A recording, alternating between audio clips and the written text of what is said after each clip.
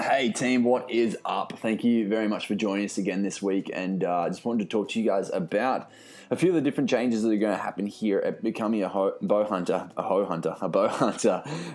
moving forward. So, I mean, life has been a little bit hectic on my end, so things have just been a little bit tough with producing the content. I actually just pretty much it's a good lesson for everyone. I ran myself dry. I ran myself burning the candle at both ends a few weeks ago, and ended up falling asleep at the wheel and having a pretty severe car crash. I was so fortunate to walk away without any injuries myself. I actually crashed into another car, which is insane. But luckily enough, he also walked away completely untouched. So I don't know how, but someone was definitely looking over me that day.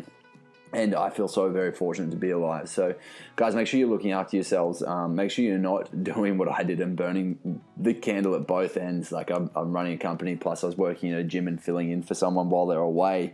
And it pretty much doubled my hours, which was insane. Plus, we had a new team on. So there was a lot of stressful things going on, as well as the new kid is on its way. So, I mean, my life has just been hectic. And, I mean, if I was to give a good analysis of what happened, I was over-caffeinated, underslept, over-fatigued, and that's exactly what led to fatigue and a crash, which is absolutely crazy. So that kind of made me realize, hey, I need to pull back a few things. I need to take control of my life and make sure that I am getting some downtime. Make sure that with the baby coming, I'm spending the time that I want to be spending with my family and being the dad that I want to be, being the man that I want to be. So moving forward, the bow hunting podcast will continue. Becoming a bow hunter is going to completely definitely continue. It's just going to go to fortnightly and occasionally monthly, just depending on when I get episodes in, and we'll see how it goes from there. So thank you guys heaps for your support. Thank you for those who had seen the Instagram video and who kind of reached out about the car crash. I'm just, like I said, just so fortunate to be alive and so thankful, so grateful for that. And it's really kind of made me look at life in a different light, which is really cool. Just trying to see the silver lining from it all. I don't have a car right now, but that doesn't matter because I'm here, I'm alive, which is incredible. So guys, look after yourselves. Keep listening to the show. This week we've got Scotty Meadows on. I'm going to split this episode into two because he is a good talker, and there's good pretty much like halfway we kind of changed information and got talking about a whole new topic, so it kind of works out perfectly. So this will come out today, obviously, and then the next episode in another fortnight. But yeah, big love from my end. Please, if you're not following us already on Instagram, jump across there. If you haven't already left us a review, jump across and leave us a little review on anything really, on YouTube, on Instagram, but mainly on podcasts, on the I've got music playing in the background. This is so annoying. Sorry. Leave us a little review. Mainly, the best place to leave us a review is actually going to be on iTunes. Now that I can get my head around what's actually happening here. Damn technology, hey. But guys, I'm not going to redo this because, I'm not going to redo it. So I hope you guys are all well. Like I said, continue to look after yourselves, and I'll hear from you soon. Hey there, and welcome to Becoming a Bowhunter. I'm your host, Maddy, and join me and our guests as we take the quality of meat back into our own hands, searching the wild for free-ranged animals to harvest as ethically as we can. I interview a variety of specialists from the bow hunting community to help fast-track your journey as a bow hunter. So sit back, relax, and enjoy this chinwag on one of your favorite topics in the world, bow hunting.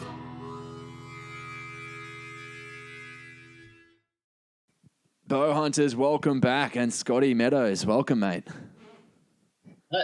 Pleased to be here, Maddy. It's a nice little day here, Bow and Cobo, New South Wales, nice and sunny. No rain, unfortunately, but How long's it been since the rain for you guys? Oh, it's been a while, mate. It's real bad, pretty dire out west as well as everywhere, probably within Australia. The more you've seen in news and stuff like that, it's real bad, and that's on the critters as well. Like I haven't done that much hunting this year, probably mainly because of the drought. Yeah. And then back in February, I had a friend from the States come over for a week, and I didn't even shoot a critter for the whole week because I was just happy guiding him, so to speak, which I'm not really a guide. He was just a friend of mine, just helping me out. He wanted to come down to Australia, so yeah, it was pretty bad with the drought, I reckon probably only seen 5% of the pigs you normally see that time of year, and probably only nearly 30% of the goats. Jeez, it's crazy, isn't it? And so how much water do you guys have left, like how many days worth?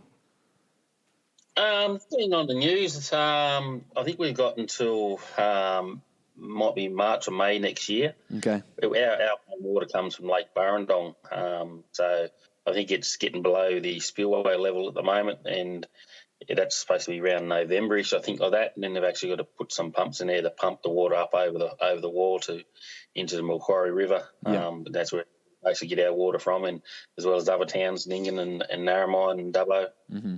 Yeah, it's pretty scary when it gets to those stages. I was in Toowoomba growing up when I was a young kid, and we got down to a stage, I think, where we had 60 days left or something. Like, it was pretty crazy how little they had left, and they were pretty much planning to pump water from Brisbane all the way through to Toowoomba to make it work for us. And then we were lucky enough to get a bucket load of rain, so it just kind of saved everything for us. But it's pretty crazy that Australia really does take it to the extremes with the weather. Yeah, no, it certainly did. I remember we had a drought. I forget when it might have been 09 or something like that. I think Burrendong got down to 3%. At the moment, it's probably just above that at the moment, something like that. But then it had a fair bit of rain come through, and it ended up getting up to like 150%, and it flooded. Had a little bit of water go. It flooded Dubbo and a bit of Narromine, and yeah, so it goes from one extreme to the other, unfortunately. It really does. Oh, well, hopefully you guys have some rain coming soon, or hopefully Australia has some rain coming soon. We've been pretty lucky here in Brizzy. Just recently, like just this week, we've actually had a little dump, and it's been good. Just enough to kind of make a few little patches of green, like grass, but really it's still just dead everywhere. Yeah. Yeah. Mate, so, I mean, for those listening along, you can find Scotty on Instagram at Scotty_live_the_hunt. I mean, man, you've had some pretty cool adventures, in particular recently, where you head up to the Cape again. But, I mean, whereabouts have you hunted? Me, I grew up out in Western New South Wales, a small town called Cobar, so I've hunted pretty much every direction from here, north, east, south, and west. Mm-hmm. There's a few rivers to the or each direction sort of thing. You got Nyngan to the east. There's a Bogan River over there. Then south, I think it's the Lachlan, and then to the west and north, you sort of got the Darling River that comes down on an angle, sort of thing, which has got a few little river towns in it, Louth and Tulpa. I've done a fair bit of hunting around there. And then out sort of southwest of Cobar, I've got a few blocks out there as well towards Ivanhoe. Yeah. Or sort of semi-arid desert sort of country, mainly for pigs and goats. Mm-hmm.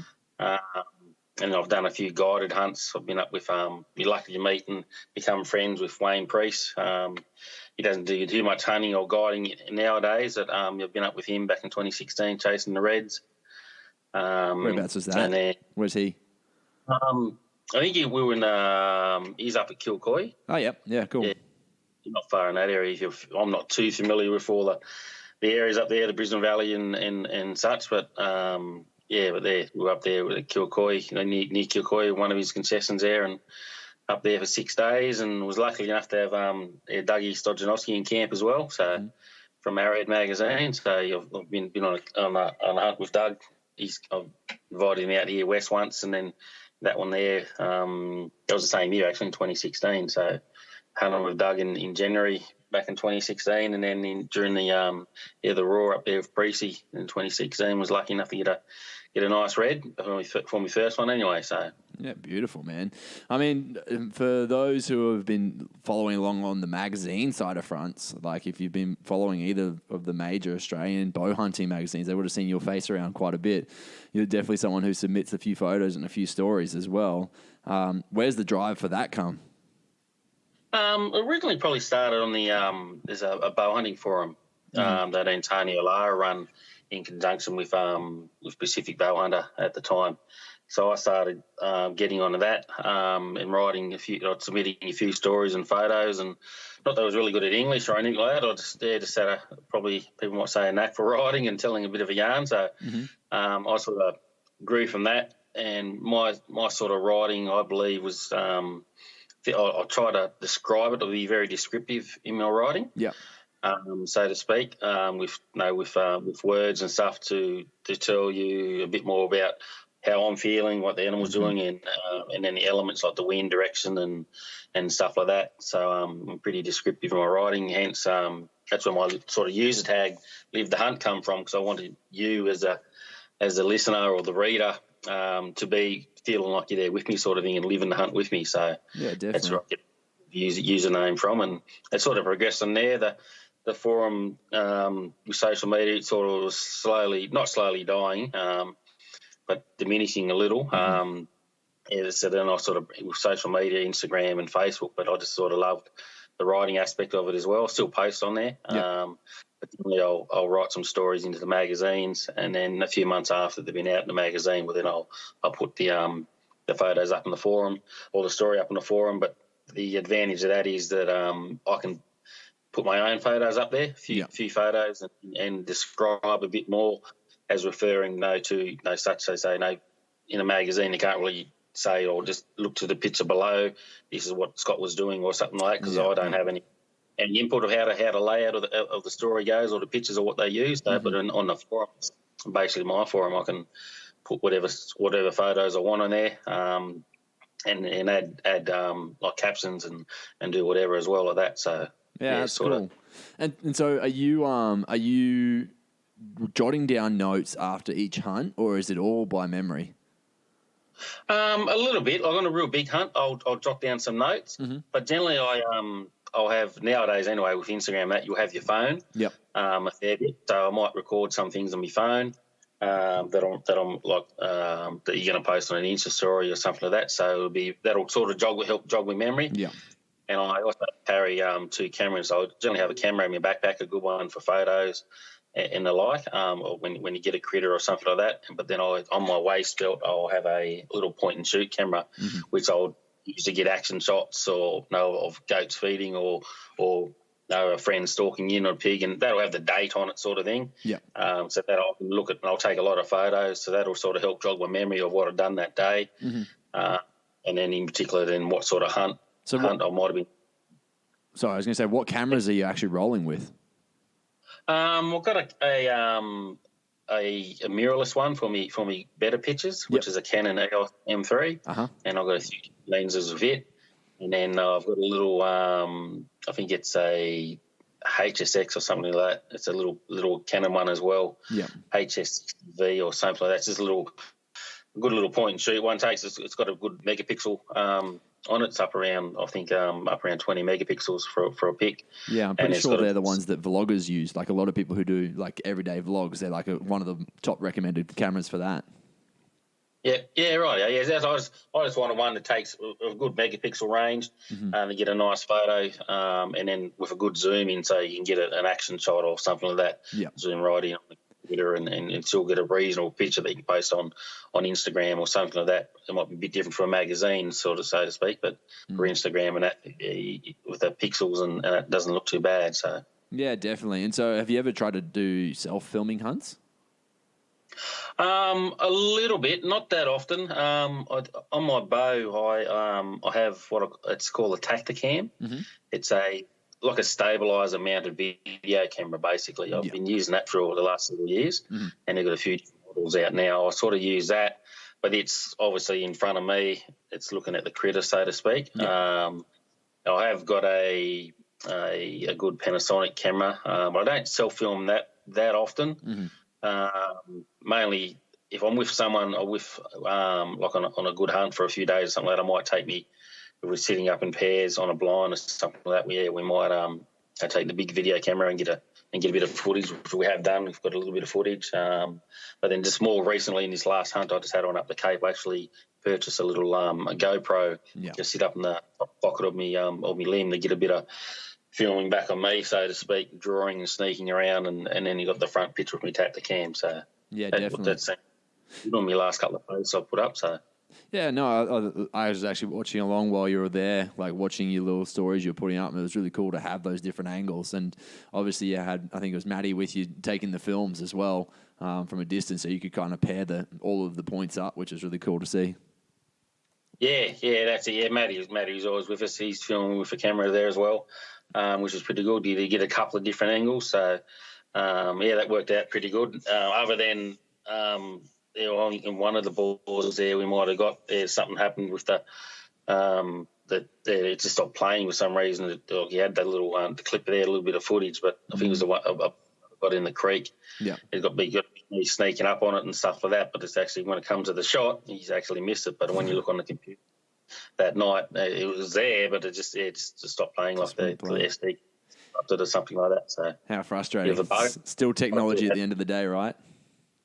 Yeah, that's it. I still had the footage on my Take the Cam, so I was still happy with that. So yeah, it's definitely. pretty cool. That's cool. So, I mean, one thing I did really want to ask you about, Scotty, was when you're traveling, like your setup before. I mean, you were prepping for this hunt before you went away for it, and you were prepping for quite a while. And you do things like collecting, like setting up a whole heap of arrows. As a photo that you've got on from a fair few weeks ago, where it's all of your arrows just stored into into your case. And then, I mean, you did a whole heap of different prep.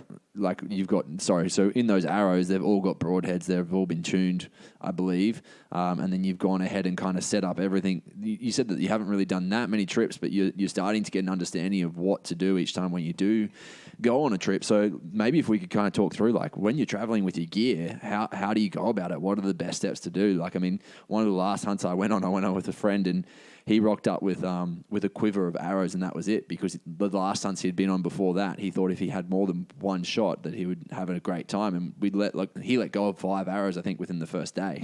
So it was just a fortunate event. So for you, what are you prepping for? How many arrows are you taking? Are you sharpening all your broadheads beforehand? Is everything set and ready to go, so as soon as you hit ground, you're ready to roll? Yeah, it'll probably break yourself into 2 aspects, I suppose. Like, one, I'm not quite sure if you're referring to flying somewhere for bow or just travelling out to I think both really is relevant. So, I mean, probably talk as if it's for either or. Oh, we can cover both. That's all good there. So when I say if it's a local hunt, depending on how long I'm going for, if I'll go with the photo that you had. They're generally like a longer trip, like 4 days plus up to a week, so to speak. Mm-hmm. Now, I've got a couple of bows, so I'll take 2 bows. What's the ones I primarily hunt with one, and I want to be just a backup bow if something happens. But when it comes to the arrows, big hunts like that, they're generally in the summer when it's really, really hot and the days are a lot longer. And places I go hunting, they're anywhere from 50,000 acres up to a couple of 100,000 acres, and in some are adjoining properties, so I can hunt. When I go on a big summer hunt that I generally do once a year, I've probably got around 400,000 acres I can hunt. Yeah, a few different properties, and I'll talk to each cocky, and then I'll hunt each place for the whole week, so to speak. So, and as I said, they're long days. You'll be up. I'll generally stay somewhere central to them few properties. And then you'll be up at probably 5 o'clock in the morning. You'll be already packed the day before, sort of thing, and I'll head off to a tent, to a tank or a dam, set up a little blind, and I'll hunt till mid morning or something like that. And then it's in the middle of summer, so you're expecting 40 degrees plus. The hotter the better. So I'll hunt till mid morning. Hopefully get a goat or a pig or something like that on the deck. Get photos and whatnot, and then they cut the jaw out or the horns or whatever you might do, or even just some photos is good as well. Once that's done, I'll have a bit of lunch, and then I'll drive from tank to tank, mainly hunting the pigs. Then I'll hunt the goats if you see some good goats, but generally I'll drive from tank to tank, stop 500 metres off a tank, circle around, get the wind right, sneak in there, have a bit of a look about, check a few bedding areas if the pigs are on the water or the nearest shadiest, biggest tree with a few logs and leaves around. Check them. Hopefully you get a pig. If not, well, then it's back to the car and then do the same thing. So then time that day finishes, because it's first light at 5:30, so you want to be at the tank right on first light. Hunt till lunchtime, then hunt all the tanks till probably around that 5, 6, maybe 7 o'clock at the latest. Yeah. And then sitting on a tank or a dam that you haven't hunted that day for the last couple of hours, and it won't get dark till 9 o'clock. And then hunting 400,000 acres, I could be an hour from camp or even sometimes further. So then you'll be travelling back to your base camp, so to speak, and then you won't get back until the earliest, probably around 10 o'clock. and then you have to cook a feed, prep a few, clean out your backpack, fill up your water bladder, stock the fridge or something because I have a car fridge, and then I just change my arrows that I might have used that day. Yeah. Oh, sorry, buddy. Phone's ringing. That's all good. Sorry about that. Yeah, so then I'll get back to camp that night, and you'll be prepping for the next day. So I just take the old arrows out, put them away, and put some fresh ones straight in, so I don't have to waste time sharpening arrow, cleaning an arrow, or something. Because basically it's hunt, eat, sleep, repeat, and you do that for a week. So the more time that I can sort of have a bit of rest to recover from the day's effects, even though you're not walking many miles. You still do a fair bit of walking around, like checking the tanks and that, but it's just the temperature really takes it out of you. So, just getting that extra half hour sleep or an hour sleep. Because I remember it was a funny story back with Doug Sodjanowski when he came up in 2016. Poor old Dougie. He didn't bring as many broadheads or arrows that I had, so he was actually breaking down like a little muzzy broadhead or something like that, and putting a little blade and a little pair of vice grips and touching it up on a steel to use the next day. Well, I'll be kicked back in my swag, sort of the air conditioner blowing on me, and I got my arrows already sorted for that day. So he was up an extra half hour to an hour each night, sort of thing. But he's just like a machine, and he always keeps on pushing along. Far out. So for you, once you've shot an arrow, you're just putting it away because you want to just make sure for the next arrow, pretty much, or is it even just a quiver full? You'll put them away after each day. Yeah, I'll have in my car. I'll have that like I think it's an MTM arrow case. So it holds 36 arrows. So might have that in the car or in my bow case. I've actually modified my bow case, so it'll hold a dozen arrows in my bow case, and I've got 6 in my quiver. So, which is generally what I do for a day trip. I'll just take my bow case. I won't take the arrow case. So that's all. So after I shot an arrow, I'll give it a quick check over, give it a flex test, and if it's good to go, I'll touch up if need be. I do have a steel and that in my backpack. I'll touch up if I'm on a long walk or something like that. But then it'll be I'll rearrange my quiver, and then I'll put that sharp one back and where I got that one from, and that one will be at the back of the quiver. And then I'll keep on hunting, or if I'm near like say if I'm going from tank to tank or whatever, I'll swap that arrow out for a new one sort of thing. But if I'm out doing a long walk, say in winter or something like that, well, generally you probably don't use as many arrows. But then once again, I'll flex test them, and then I'll touch them up out in the field if need be, so to speak. If I do require that one, but generally I haven't had to do that too many times unless you're really, really encountering a lot of game. And then sort of know if you're going to be in a situation like that, well then I'll actually carry an extra 4 arrows in my backpack, sort of thing for that long walk or something that you might do. As well, it's just on my quiver. So I'll hopefully never run out of arrows. You've had a pretty exactly. It'd be a really good day if you did, really. Yes. Oh, mate, that's cool. And so, what's your method of sharpening before you even get there?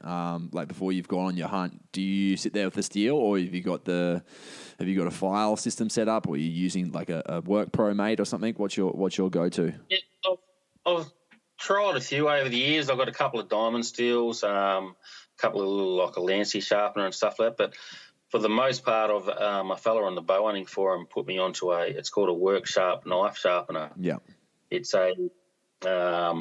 a little electric device. You can get it in Australia at the time. You still can now. That's a 240 volt. Yeah, it's like a little. You probably seen one of them bench grinders, a big long belt on it, sort of thing. But this one's very similar, but it's a miniature version. It's only got a half-inch belt, but I think it might be 12 inches long. It just goes around like a little triangle, like a little to keep the tension on it. Yeah, and you can get them on all in different grits. Get the belts. The belts come with like three different grits to them, I think. Oh, these belts you can get for this particular thing, you get in way from 60 grit right up to 4,000 grit. Okay, awesome. Sort of thing. So I generally use that. It's just freehand, which is like a lot of sharpening, whether it's be a file or a steel or something. Still practice and doing it by freehand. Yeah. So there's no guides or something that you can use because you've got the ferrule of the broadhead. Different for a knife. The actual little device comes with a little guide you can use for a knife to put, put the 25-degree bevel or 20-degree bevel or whatever you want. But because you've got the ferrule of the arrow and it tapers down, you can't really use that. So it's just freehand. So I generally use it. And say on a brand new broadhead, I might start at probably a 120 grit, and I'll get my little feather on it, and then I'll go down to a 240, and then to a 400. Yeah. And once I've done that, the feather's nearly starting to come off. Once I hit that 400, you can go a bit more to another like 1,000 grit or something like that. But I generally then I've got a little bench mounted angle grinder, bench grinder, and it's got a calico wheel on it. Yeah. Okay. So then once I put a feather on it, I'll then put a bit of polishing compound on my calico wheel, and I'll buff that feather off. And then generally you get them popping hairs, so get them pretty like that. That's what I generally do. And then as I said before, I'll take enough arrows where if I'm in camp, I won't have to sharpen an arrow unless I'm in the field and actually need it, sort of thing. But that's rarely happens. I generally have enough arrows either in the car or back at camp to just put old for new, and they're all ready to go. And I'll generally I've checked all them arrows as well.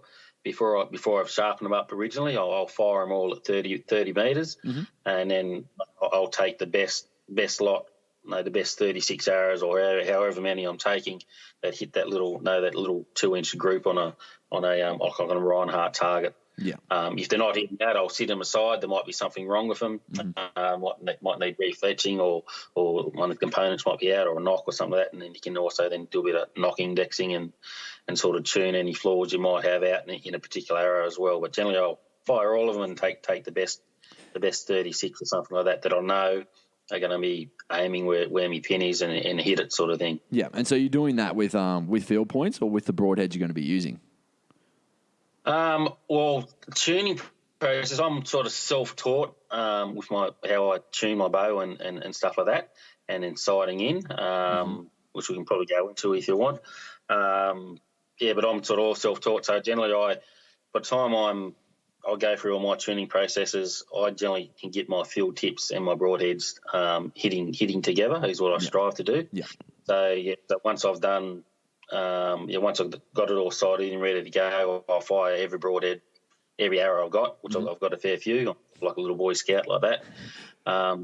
Lots of arrows ready to go with all with heads. I'll fire the whole lot and take the best 36 or whatever I'm taking, as I said. And then the other ones I'll sit aside if they're and they'll be still pretty good. Like they might be spot on at 20 and only just out. There might be a half inch out sort of thing of a half inch group or something like that at 30, but I'll still sit them aside.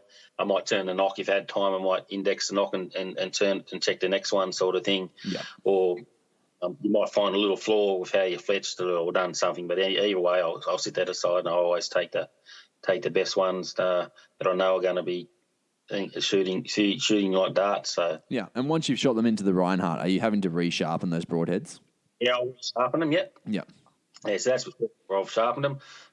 So I'll fire each one, and then I'll sharpen them then, and I'll put a little bit of Vaseline along the blade just to help in aid in a bit of rust proofing and to keep that edge on a bit longer. Yeah. That's what I do. Yeah, definitely. No, I've been actually looking at the workshops for a little while. I'm thinking I'll get one. I think they're actually incredibly handy to have around the house, right, for getting all your knives done anyway. But I mean, it's an extra bonus that they work on the broadheads. Yeah, no, that's it. And if one of your listeners ever wants to try one or something like that, that's what I normally do, the 160, 240, 120, 240 and the 400 grit. Yeah. I seem to sort of work as well. And it doesn't take too much material off like a bog file or something like that as well, which I like about it. Yeah. There's a bit more longevity to the broadhead, so to speak, and it's staying at the weight that you purchased the broadhead in for longer. What would you have to do 1,000 grains to get it to punch the hairs off, like knocking hairs off, or not really? No, you can get it at 240. Yeah, I've had them popping off at 240. So once you get that little feather, you start to see it falling off when you get to that 400 grit. Yeah, that's generally enough, and then I'll generally pop them off a bit more with the butt wheel, and then it was completely gone. But you can, if you really want to be super anal, you can probably go to about 1,000 grit or an 800 grit or whatever you want to do and really polish it up. But as I said, I've had no issues like that as long as they're popping hairs off. It's good enough for me. So, and the Vaseline's more so to keep it away from moisture, right? Like to make sure it's not rusting up. Yeah, just a bit of rust proofing basically, and I have heard people, they reckon it could aid in a bit of lubrication, so to speak, for when you're penetrating the thick skin of a pig or something like that. Yeah. I've heard that as well, which whether it does or does not, I'm not that scientific, but I've mainly used it just for a bit of rust proofing. Yeah. My sole purpose for doing it. So I was blown away. I actually I went out with a quiverful one weekend and I was just walking through and it was pretty moist about. I didn't realise, but I got home that weekend. I think it was even on the Sunday night. I pulled my arrows out and the three of the 6 heads were rusty. I was like, "Are you serious?" Like, yeah, just from walking about and getting like little bits of moisture in through the quiver, just while being out and about. That really kind of blew me away. It was the first aha moment for me where I was like, "Oh, well, we need to make sure that you're protecting it a little bit more because if that's over the space of a week, you've gone and ruined 3 broadheads that you could be using on animals." Yep. Yeah. So that's all I'd like to do. Sort of getting back to your original question of travelling and stuff like that. Mm-hmm. So that's for a local hunt. I'll do that. And then I carry. There's no mobile reception where I am as well, so I generally have a sat phone. Yep. With me. So I'll have a sat phone. Which one do you have? So if I'm with, it's an EMR Yeah. Yeah. So I'll have that.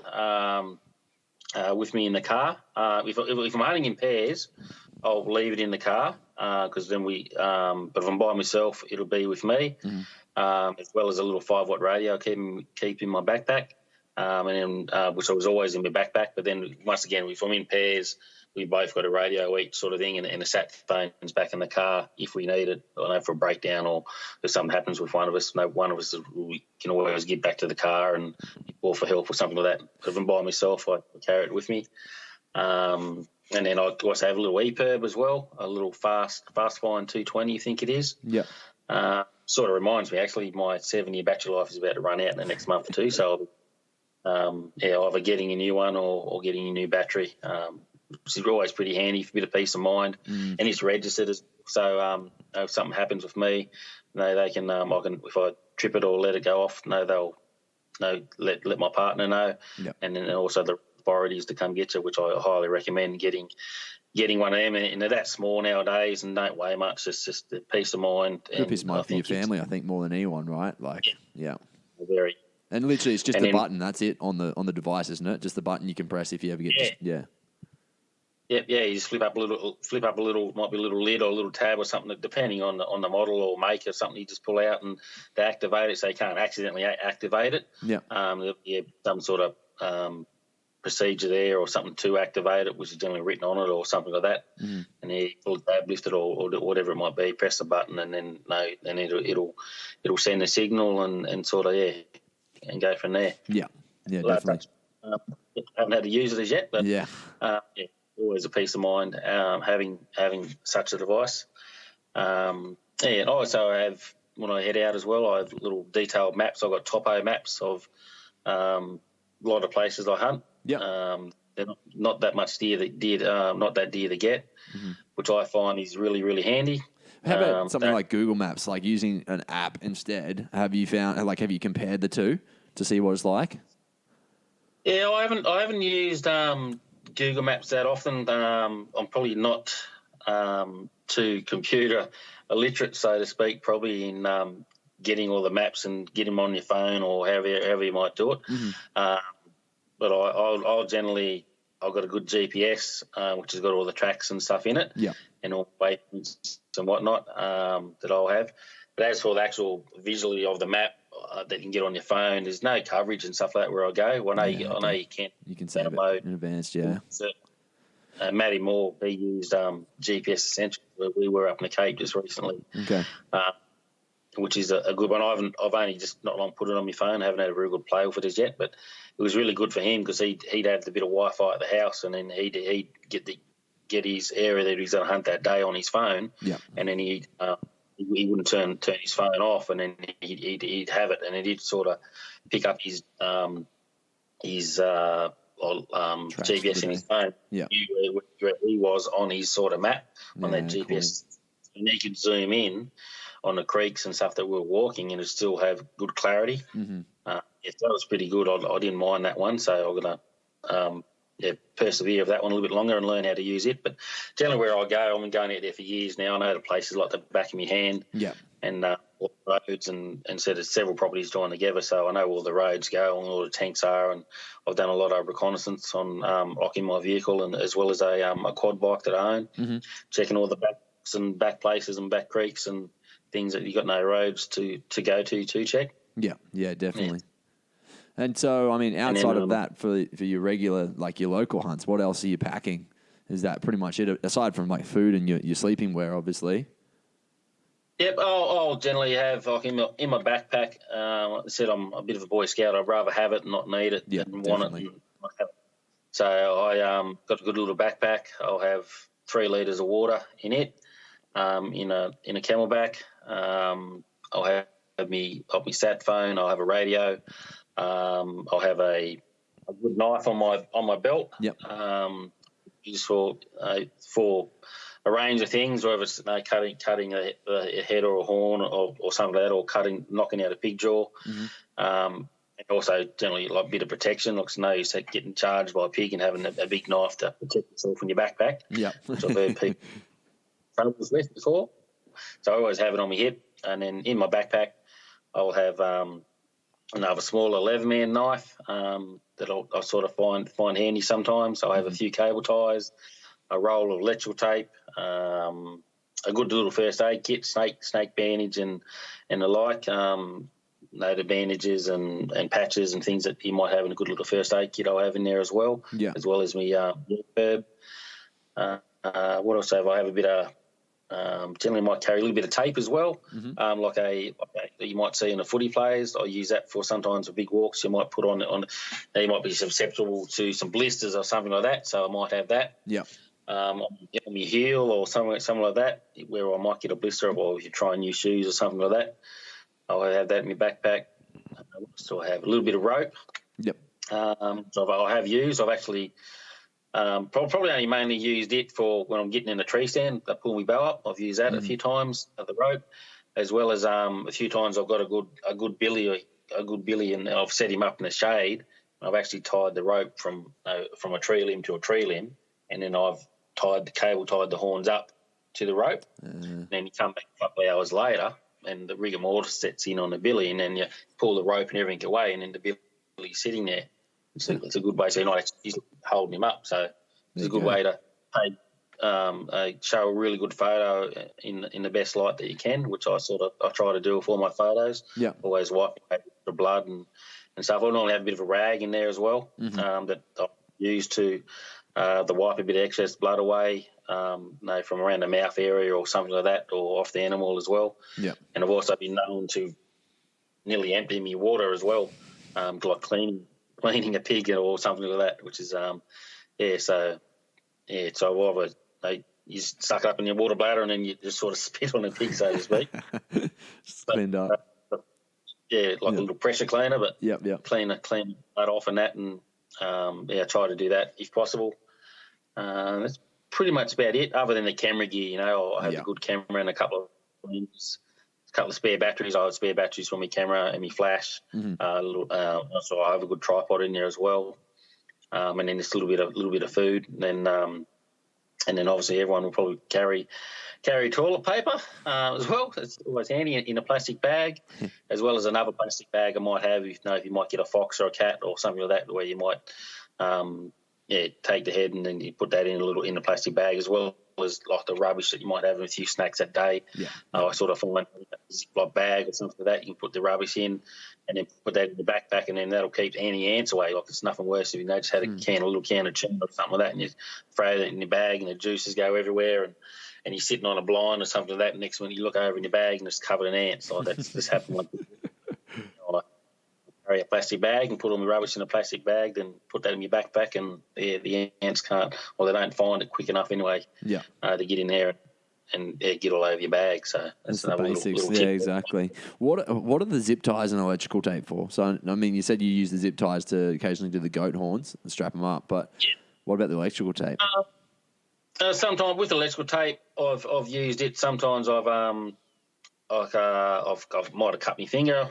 I might put a Band-Aid on and wrap the electrical tape around, but mainly I've used it when I'm carrying extra arrows in my backpack. So I'll have my bit of rag, which I'll put her all over me. Put the 4 arrows together, and I put the bit of rag over the broadheads, and a bit of electrical tape around that, and then another little bit of fletchers to keep them nice and close together, and I'll jam that down in the side of my backpack. Yeah, so that's what I mainly use it for. But but you can use it. It could be 1,000 uses. You could tape something up or whatever you might want to do, or really electrical tape can do a lot of different things. That's the main ones. True I use Sparky, it for. mate. It's all coming through.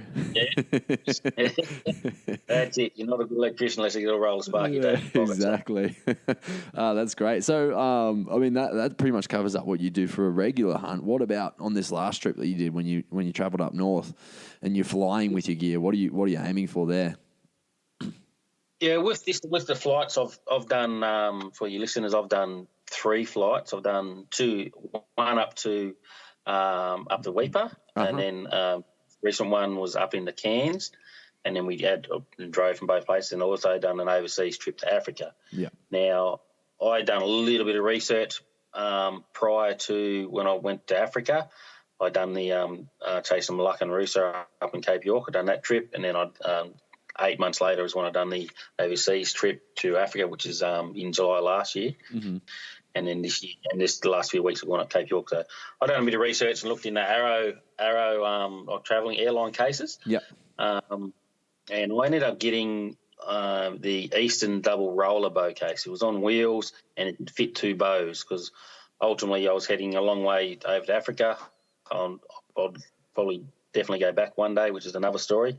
But mainly I wanted that bad because I wanted to take 2 bows. Yeah. So it's a long way to go and only have 1 bow and have an issue with that blow up or do something. So I want to be a little boy scout again and take 2 bows. So I settled on the Eastern double roll. It had lots of pockets.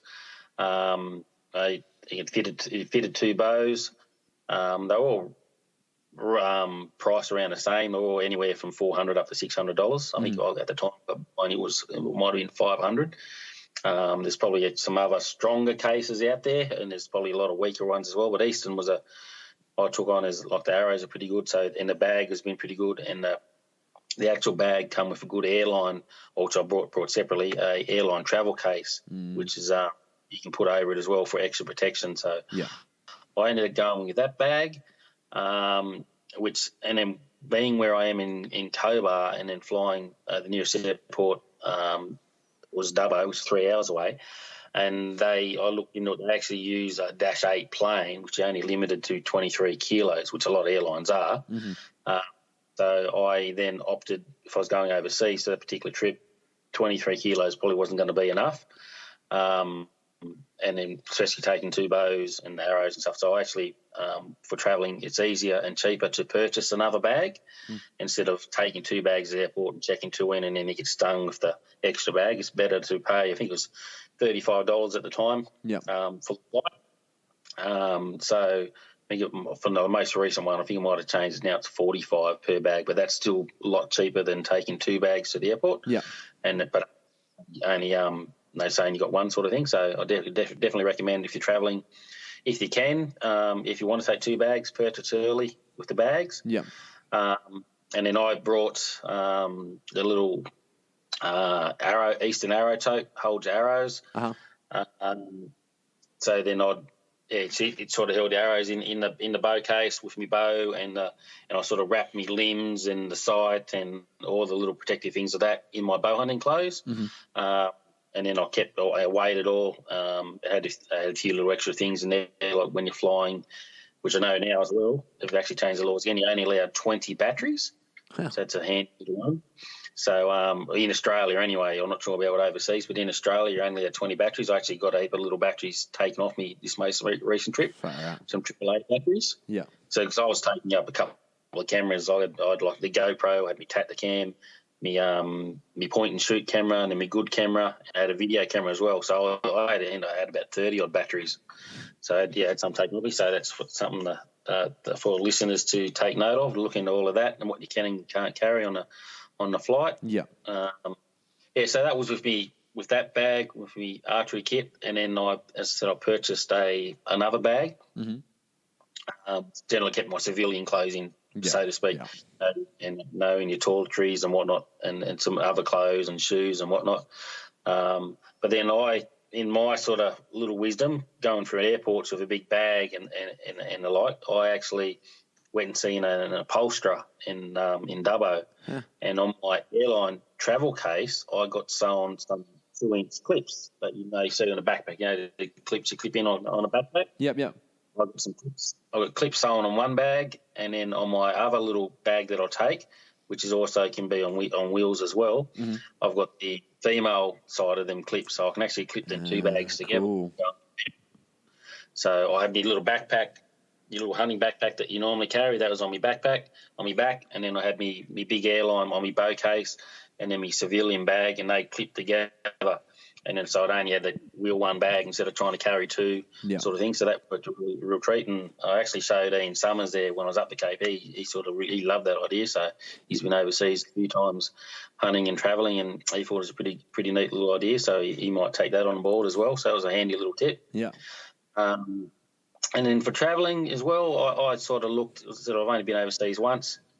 Like with all your phones and things like that, you got to with your chargers. So I looked into going to Namibia. So I looked at being a Sparky, looked at what voltage they were over there. Yeah. Luckily, they were the same as what Australia is at 240 volts, but their pin configuration was different. So I actually brought a little conversion plug that fitted their power points, which then fitted the Aussie ones, and I took over a little 4-way Aussie power board. So I plugged that into my little adapter plug, which fitted their outlets, and then I had 4 Aussie outlets. So perfect. That worked a treat then for charging up my camera and my phones and whatnot that I had when I was overseas. So it's another good little handy little thing that I did. With my broadheads, I didn't fly with my arrows, with my broadheads on my arrows. I sort of numbered each broadhead from 1 through to how many. I think I took 24 arrows over. With like a bit of tape, or did you write on the broadheads? How'd you number them? The first one I did, I just got some that silver duct tape that's 2 inches wide. Yeah. And I put a strip of that along, and then I put each broadhead opposite one another. And then I put another strip of tape, the same tape over that, and I had them probably spaced about 1 inch apart, the broadheads. Yeah. And then I basically put another roll of tape over that, and I marked the tape with a texter, 1 through to 24, and just rolled that up. I had them might have been groups of 6, and just rolled them up like a little sleeping bag, so to speak, and then put them in a little plastic case. Which is pretty. It worked a treat. It was only a little plastic case that held the 24 broadheads. So that worked out all right, and I stuffed a couple of rags in there. So when I go to sharpen up the broad, or not sharpen up, I'll screw the broadhead on. I'll screw it in, and then I'll wrap the rag around the broadhead and grip it really tight, and then tighten it up. Yeah, okay. Because I guess you've got the Vaseline. You got Vaseline and stuff on already, yeah. There as well, but then just to stop cutting your hand, I didn't want it. Sharp broadheads, yeah. I'd find you can get it probably all right if I didn't have a little at the time. I didn't take a little broadhead wrench. Yeah. And they probably don't fit every broadhead that's out there as well. Some of the broadhead wrenches, so I just find it easy to wrap it up in a little bit of rag that I have, and then really grip it. And then tighten it into the insert on the arrow. So that's what I do. And then the rag then also sort of stuffed in a little box to stop any rattling around sort of thing of the broadheads in there while they're in there while you're travelling. So that worked for me. This most recent trip, I brought the little head case, archery case. Yeah. It's a good little solid bit of kit, and it worked fine.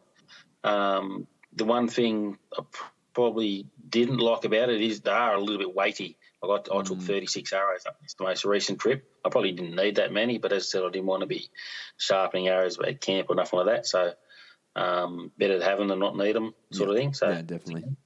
But yeah, if you had the weight and or the baggage room, I'd recommend the head cases. They're the good little solid kit. Fit your 2, 3, and 4 blade broadheads in them. So yeah, that was really good. But you just had to watch your weight. But I said I was pretty lucky with the 2 bags that I took. So I was pretty flexible with my weight limit. So yeah, I've actually got a case that I keep all my podcast gear in. And I just got it's a Tool Pro case from Super Cheap Auto. And they come in all different shapes and sizes. And it comes with, it's literally like square foam with little square cubes in amongst all the foam. And what I thought, well, I haven't actually done it yet, but what I thought is you could just get a plastic container and buy some of that foam and just plug your broadheads in between those. And I think that would work pretty well. But also because they've got the Tool Pro different sizes. So, I mean, you can have a proper clip one that's also then air pressurized if you need it for flying as well. Yep. Yeah, no, that's it. As long, whatever works for you. There's no right or wrong as long as they probably can't vibrate around and dull the edges, which you don't want. So whatever works is it's all good there. Yeah. Also, probably with the travelling as well, another little thing I did. I had photos of all my travel documents and stuff like that. So I had photos of them on my phone, and I also emailed all my photos to myself as well. So if I lost my phone, I could still jump on a computer over there or something like that and get a photo of my passport or my travel document or my birth certificate or whatever I needed. As well as I had photo copies of them with me as well. So that was sort of pretty handy when you're travelling. Yeah. There's probably not too much else. Like I was travelling with the bow, so when people asked, I was just saying it was just archery, sporting equipment. Uh-huh. You might the odd person, try and quiz you a bit more, and I say it's just sporting equipment, and yeah, that's generally I haven't had no issues thus far. Touch wood again with the 3 flights that I've had with archery gear. I was obviously once again with all your knives and everything, that's all got to go on your checked-in luggage. Aerosol cans in Australia. That's got to go. I think it could go in your checked-in luggage as long as it had the lid. Yeah, as long as it's got a lock on it, then you're fine, and you just have to declare it when you go past, like the security. Yeah. International was a bit different, I think. Yeah. But then the other little one, probably, which I didn't realise when I first went to, when I went over to Africa, it was actually on the way I had to fly from Dubbo. I had a little Allen key that I used to change the little screw on the bottom of my camera to go, to fit on the, so I can either put my little mount for my camera on my video camera to go on my tripod. Yeah. It was 6 centimetres long, this little 6mm Allen key. But then if you go over 6 centimetres, it's confiscated. Yeah. It's seen as a weapon. Yeah. Pointy little weapon. Yeah, so I was thought, took that one. Luckily, I had another one in my checked on baggage in from video camera. So that's something to know there as well, just to know your rules and regulations and what you can and can't take. So yeah, definitely. Last thing you want is to be getting somewhere else without the things that you need when you can't even get them. Yeah. So, no, that's awesome. That's really insightful. That's it, guys. That's a wrap. Thank you so much for joining us this week on Becoming a Bowhunter. You guys can follow along with the journey at becomingabowhunter.podcast on Instagram and Facebook. You can also head across to the YouTube channel, which is Becoming a Bowhunter. So guys, follow along. We've got a whole heap of different recipe videos up there, as well as different snippets from along the way, along the journey so far. If you guys do enjoy the show, please pass it around. If you got something out of this show, then I'm sure another bow hunter, another friend of yours would get a hell of a lot out of it as well. So please share the love, share the podcast, and thank you so much for tuning in.